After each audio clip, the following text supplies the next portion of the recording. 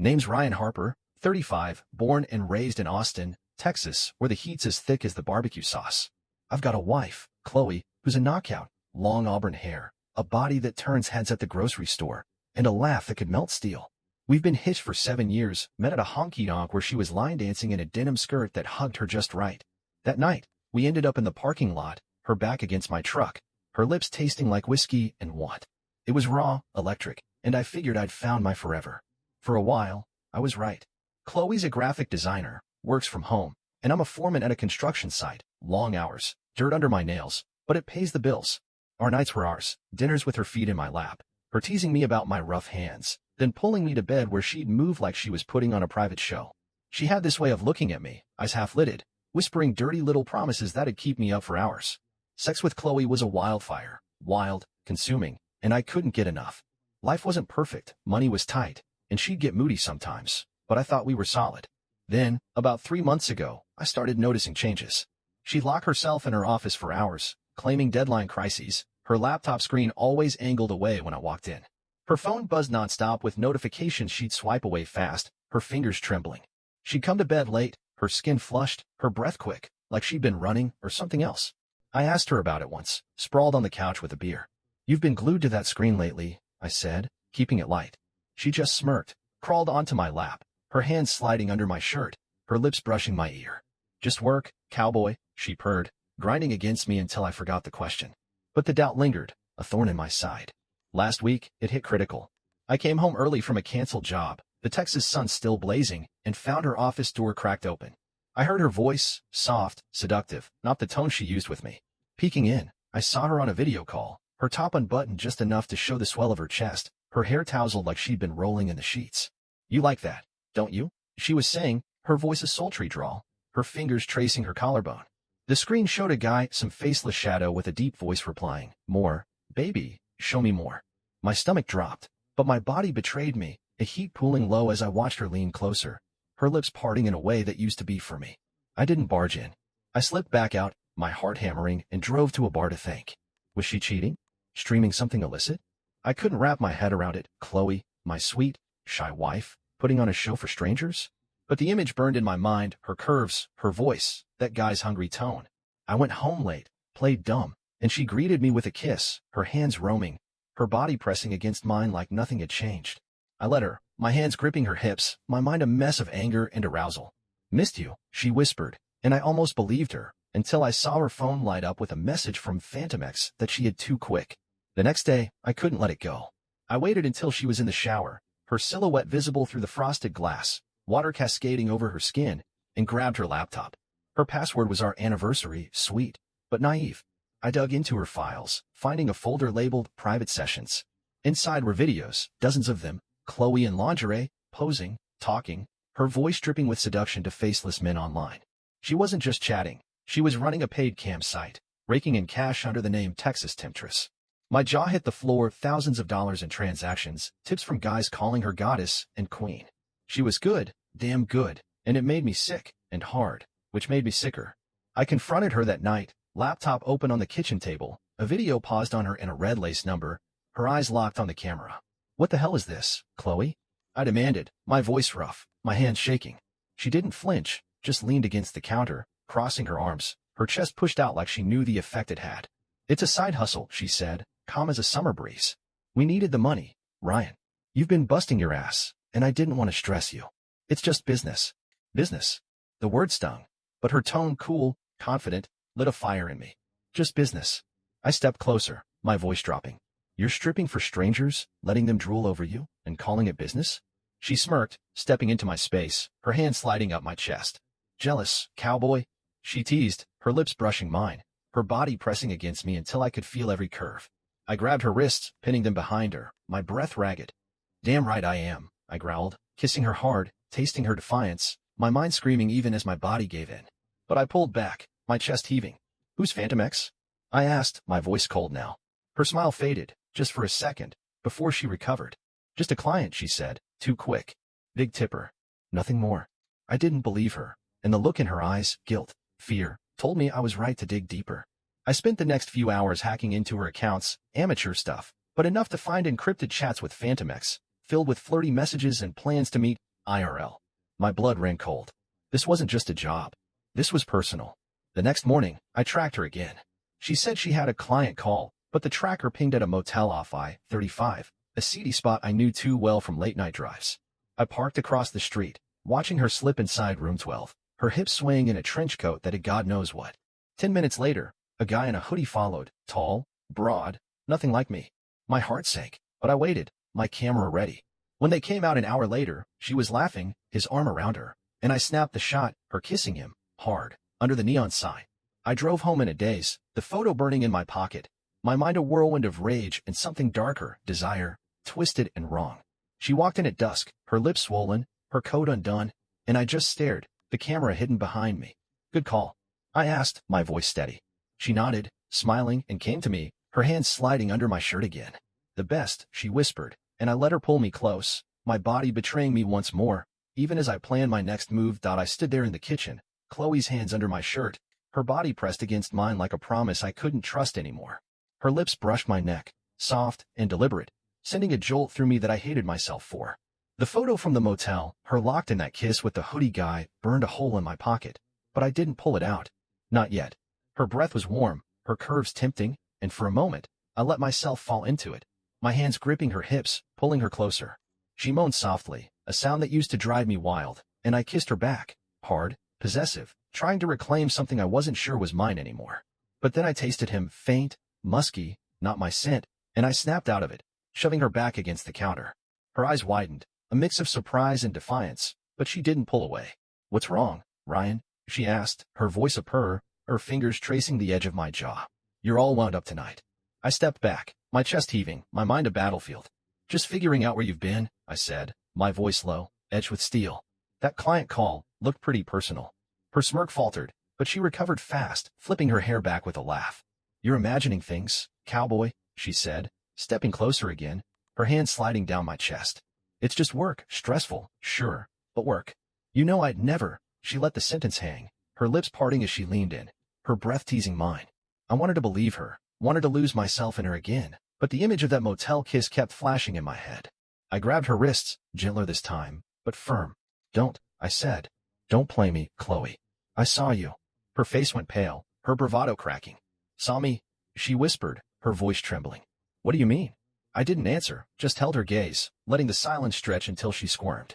Then I let her go, turned, and walked to the bedroom, leaving her standing there, shaken. I didn't sleep, couldn't. I lay in the dark, her uneven breathing beside me, plotting my next move. She thought she could charm her way out of this, but I was done being the fool. The next morning, I played it cool.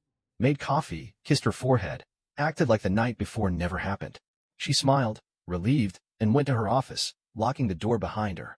I waited until I heard her voice, soft, seductive, the same tone from that video call, then slipped out to my truck.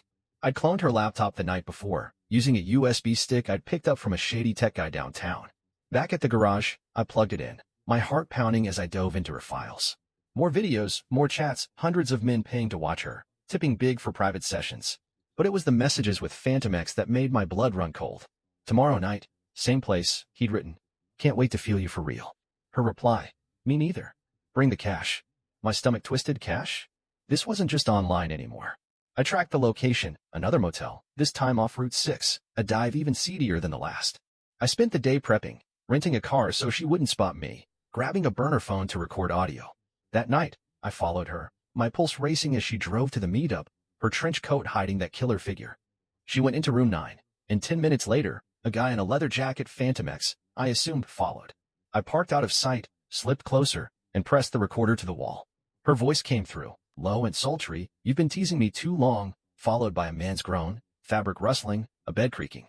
My jaw clenched, a mix of fury and a sick heat flooding me as I listened to her moans, imagining her with him. I stayed until they finished, my hands shaking as I recorded every sound. When they emerged, I got a clear shot, Chloe adjusting her coat, Venomous lighting a cigarette, his face partially visible under the streetlight. Tall, rugged, not the type I'd peg her for. I drove home, the audio searing my mind, and waited for her. She walked in at 2 a.m., her hair mussed, her lips red, and tried to kiss me. I pushed her away, holding up the phone. Hear this, I said, hitting play. Her moans filled the room, her voice begging for more, and her face drained of color. Ryan, she started, but I cut her off. Save it. Who is he? She sank onto the couch, tears welling, but her eyes flickered with something defiance, maybe fear. Just a client, she whispered. It's not what you think. I needed the money, and he offered more. More.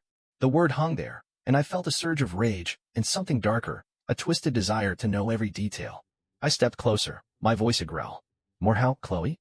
You screwing him for cash? She flinched, but then her tears stopped, and she looked up at me, a strange calm settling over her. Yes, she said, her voice steady. But it's not just that. He's helping me leave you. The words hit like a sledgehammer. Leave me? I staggered back, my mind reeling, but before I could respond, she stood, her hands on my chest. I love you, Ryan, but this life, it's suffocating. He's my way out. She kissed me then, slow and deep, her body pressing against mine, and I hated how much I wanted her, even now. I pulled away, my breath ragged. You're done, I said, grabbing my keys. I'm not your fool anymore. I left, drove to a motel myself, and spent the night staring at the ceiling, the audio looping in my head. The next day, I checked her accounts, half our savings was gone, transferred to an offshore account linked to Venomous. My blood boiled. She wasn't just leaving, she was robbing me blind. I decided to fight back. I sent the audio to her boss, anonymously, with a note about unprofessional conduct. Then I hacked her cam site, basic skills, but enough to leak her real name to her subscribers, exposing her identity. By evening, her phone was blowing up, and she came home, pale and furious. What did you do? She screamed, lunging at me, her nails raking my arm. I grabbed her wrists, pinning her against the wall, my face inches from hers. You wanted a game? I hissed. Let's play. Her eyes flashed, and she kissed me again, fierce and desperate, her body arching into mine. I let her, my hands roaming, my mind a storm of hate and lust.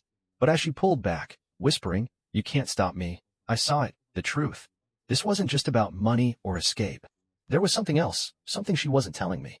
And I was damn sure going to find out. I stood there, Chloe's wrist pinned against the wall, her breath hot against my lips, her body pressed so close I could feel every curve trembling under my grip. That kiss, fierce, desperate, laced with defiance, had lit a fire in me I couldn't quench. Her words echoed in my head, you can't stop me. They weren't just a taunt, they were a challenge, a crack in the mask she'd been wearing. I let her go, stepping back, my chest heaving, my mind a chaotic swirl of rage, desire, and a nagging suspicion that there was more to this than money or an affair. She adjusted her shirt, her eyes locked on mine, a mix of fear and something unreadable triumph. Maybe. You think you can just walk out? I said, my voice low, rough like gravel. Take my money, screw some guy, and leave me in the dust? She didn't flinch, just tilted her head, her auburn hair falling over one shoulder in a way that made my pulse race. I didn't want it to be like this, Ryan, she said, her tone soft but edged with steel. But you've been stuck, same job, same life. I needed more. Venomous. He offered me a future. The name hit me like a punch, and I laughed, a bitter sound that bounced off the walls. A future? With a guy who pays you to strip online. Her lips curled into a smirk, and she stepped closer, her hand brushing my chest. You don't get it, do you? She whispered, her fingers trailing down to my belt, teasing the edge. It's not just about him. It's about me taking control. My body reacted, a surge of heat I couldn't ignore, but I grabbed her hand, stopping her. Control? I growled. You're selling yourself, Chloe. That's not control, that's desperation. She pulled back, her eyes flashing, and for a moment, I thought she'd slap me.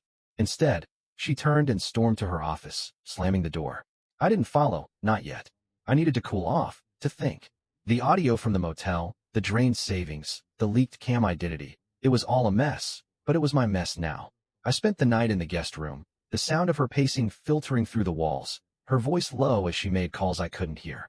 The next morning, I checked her laptop again, digging deeper. There were encrypted files I couldn't crack, but one email caught my eye, sent to Venomous, titled Final Plan. The preview showed a date and time. Tomorrow, 10 p.m., at an old warehouse downtown.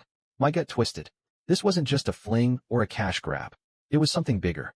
I decided to tail her again, but this time, I'd be ready.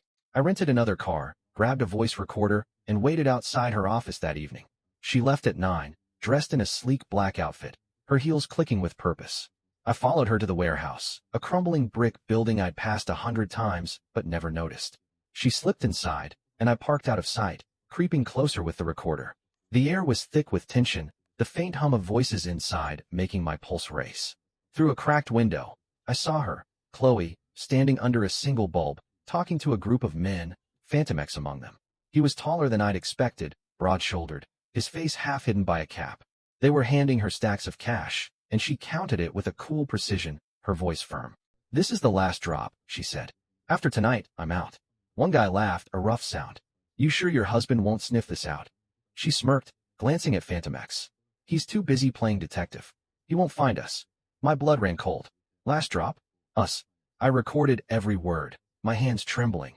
As they moved to a table loaded with packages, drugs, I realized, the kind that could land you in prison for life.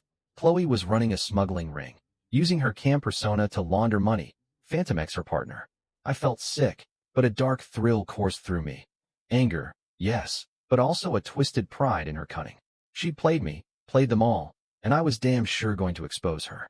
I stayed until they dispersed, snapping pics of the cash and packages, my mind racing with what to do. When Chloe drove off, I followed at a distance, my plan forming. I didn't confront her that night. I wanted her to think she'd won.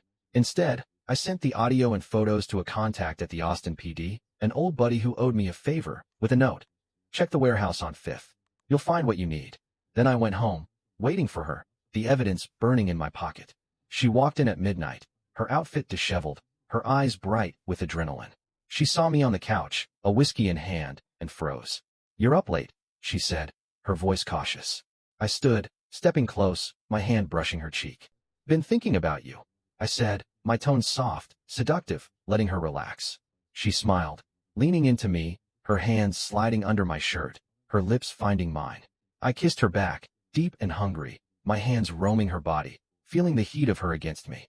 She moaned, pressing closer, and for a moment, I forgot the plan, lost in her, the woman I'd loved, the woman who'd betrayed me.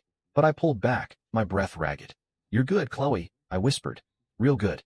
But I know about the warehouse." Her face went blank, then pale, her hands dropping. "What?" she stammered, stepping back, but I grabbed her arm, pulling her close again. "I heard it all," I said, my voice a growl. "The drugs, the cash, Phantom X. You're done." I showed her the recorder, hitting play, her voice, the men's laughter, the deal unfolding. Her eyes widened, tears spilling, but she didn't beg. Instead, she laughed, a wild, unhinged sound that sent chills down my spine. "You think you've won?" she said, her voice breaking. "You don't know the half of it." Before I could react, she bolted to her office, locking the door. I heard a drawer slam, then silence. I broke it down, finding her gone. Out the window, a note on the desk. "You'll regret this, Ryan." My heart sank. She'd run, but to where? And what didn't I know? The next day, the police raided the warehouse, arresting the crew, except Chloe and Phantom X. My contact called, stunned. "She's deeper than we thought," he said. "This is tied to a cartel. You're in danger, man. Danger." The word hit me, but so did something else, a thrill, a realization that this game was far from over. Chloe wasn't just running from me. She was running to something, or someone, bigger. And I was going to find her, no matter the cost. That I stood in Chloe's office, the broken door hanging off its hinges, her note, "You'll regret this, Ryan," clutched in my hand like a live wire. The air smelled of her perfume, jasmine and danger, and the silence after her escape was deafening. My heart pounded, a mix of fury and that twisted longing I couldn't shake. She'd run, slipped out the window like a ghost, leaving me with a recorder full of evidence and a police raid that had only scratched the surface. My buddy from the PD had warned me, cartel ties, danger, but all I could think about was her laugh, that wild edge, and the way she'd kiss me like she still wanted me, even as she betrayed me. I didn't sleep that night. I paced the house, the photos and audio replaying in my head, her seductive voice, the motel moans, the warehouse deal. The cartel angle gnawed at me. Chloe wasn't just a cam girl or a cheat. She was a player in something massive, and I'd been too blinded by her curves and that smirk to see it. By morning, I'd made a decision. I wasn't waiting for the cops to find her. I was going to hunt her down myself. I grabbed my gear, camera, recorder, a switchblade I kept for emergencies, and hit the road, tracking her last known ping to a cabin outside San Antonio, a place she'd mentioned once in passing, back when we were still us. The drive was a blur, the Texas landscape stretching out under a gray sky, my mind racing with plans. I pulled up a mile out, parking in the trees, and hiked the rest of the way. The cabin was isolated, wood-weathered, a single light flickering inside. I crept closer, my boots silent on the damp ground, and peered through a window. There she was, Chloe, in a silk robe that clung to her like a lover, her hair loose, pacing as she talked on the phone. Phantom X was there too, his back to me, his voice low and urgent. "They'll come for us if he talks," he said. "We need to move the stash tonight." Stash. More drugs, more money, my gut tightened. I recorded it, my hands steady now, a cold clarity settling over me. But then Chloe turned, catching my reflection in the glass, and our eyes locked. For a split second, I saw panic, then that damn smirk. She hung up, motioned to Venomous, and before I could react, the door flew open. He charged me, a big guy, all muscle, tackling me to the ground. I fought back, adrenaline surging, my fist connecting with his jaw, but he was stronger, pinning me, his hands around my throat. "You shouldn't have come, man," he growled, and I saw the glint of a gun in his waistband. Chloe stepped out, her robe slipping to reveal more skin than I could handle, her eyes hard. "Ryan," she said, her voice a mix of pity and steel. "I didn't want this." I laughed, choking under Venomoux's grip. "Didn't want what? To screw me over? To run drugs with this bastard?" She knelt beside me, her hand brushing my cheek, her touch sending a shiver through me despite the situation. "It's not what you think," she whispered. "I was trapped. He forced me into it, said he'd hurt you if I didn't play along." I stared at her, searching her eyes, wanting to believe her, my body reacting to her closeness even as my mind screamed trap. Venomous eased up, letting me breathe, and Chloe pulled me to my feet, her hands lingering on my arms. "We can fix this," she said, her lips brushing mine, soft and tempting. "Help me get out, Ryan. Please." I kissed her back, hard, my hands gripping her waist, tasting the lie, or maybe the truth, I couldn't tell. Venomous watched, smirking, and that's when I knew she was playing me again. I broke the kiss, shoving her back, and lunged for the gun in Venomoux's waistband. He reacted fast, but I was faster, yanking it free and pointing it at him. "Drop it," I snarled, my voice shaking.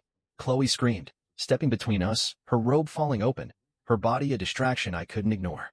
"Ryan, no," she cried, but I saw the flicker in her eyes, calculation. Venomous raised his hands, but before I could decide, headlights cut through the trees, cops, my contacts back up, alerted by my earlier tip. Chaos erupted. Venomous grabbed Chloe, pulling her toward the back, but I fired a warning shot into the dirt, stopping them. The police swarmed in, guns drawn, and in the scramble, Chloe slipped from his grasp, running into the woods. Venomous went down, tackled by an officer, cursing my name. I stood there, the gun still in my hand, my breath ragged as they cuffed him. My contact approached, eyeing me. "You okay, man? Where's she?" I shook my head, pointing to the trees. "Gone," I said, my voice hollow. They searched, but found nothing. Chloe had vanished, leaving me with a busted marriage, a criminal case, and a hunger I couldn't kill. The cops took Venomous, who spilled everything. Chloe had been the mastermind, using him as muscle, laundering cartel money through her campsite. She planned to disappear with the cash, framing him. My contact patted my shoulder. "She played you, Ryan. But you got him. That's something. Something." It wasn't enough. I went home, the house empty, her scent still on the sheets. I found a USB on her desk, hidden in a drawer, more videos, but also a confession. She'd recorded it, her voice trembling. "Ryan, if you find this, I'm sorry. I loved you, but the money, the power, it consumed me. Venomous threatened my family, and I had no choice. I'm running to protect you. Don't look for me." A lie, maybe, but it broke me. I watched her on screen, her body moving for the camera, her eyes pleading, and I felt it, desire, rage, loss, all tangled together. A week later, the cartel hit back. My garage burned down, a warning. I knew she'd sold me out, her protection a sham. I didn't chase her, not physically, but I hired a PI, tracked her offshore accounts, and leaked her identity to every dark web forum I could find. She'd run, but she'd never be safe. Last I heard, she was in Mexico, her campsite shut down, her face plastered on cartel hit lists. I sit in a new apartment now, alone, her USB in my hand, replaying her confession. I don't know if I hate her or love her, but I know one thing, I won. She's out there, hunted, and I'm here, free of her chains, even if the fire still burns.